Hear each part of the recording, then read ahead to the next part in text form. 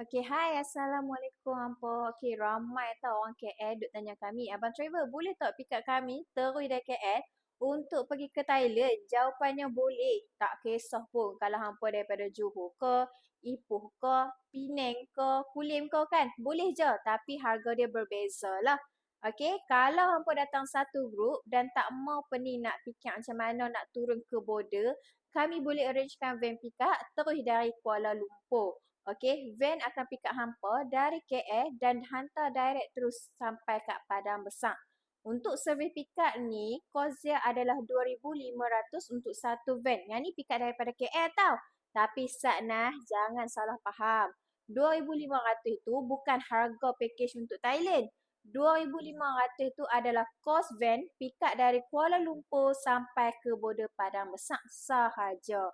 Alright, harga package Thailand yang hampa pilih tu dikira berasingan. Alright, bagi senang hampa faham, kami bagi contoh lah.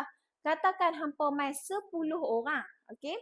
Harga package untuk 10 orang adalah harga 2,990 tambah dengan 2,500 untuk van pick up dari KL. Jadi, 2,990 tu harga package tambah dengan 2,500 tu pula van pick up KL ke Padang Besar. Jadi, total dia adalah 5,490 keseluruhan. Kalau bahagi 10 orang, lebih kurang 549 seorang. Tapi kalau hampa grup kecil, macam nak pergi 2 orang, 3 orang ataupun 4 orang, tak semestinya kena ambil van pick up ni. Hampa boleh saja naik ATS dari Kuala Lumpur terus ke Padang Besar. Okey, sampai saja Padang Besar baru sambung dengan arrangement package kami untuk masuk ke Thailand. Grup kecil 2 orang ke 4 orang boleh main naik ATS terus tau ke Padang Besar. Tapi mesti ada yang tertanyakan, kalau abang travel dah boleh pick up dari KL, kenapa van tu tak masuk terus ke Thailand?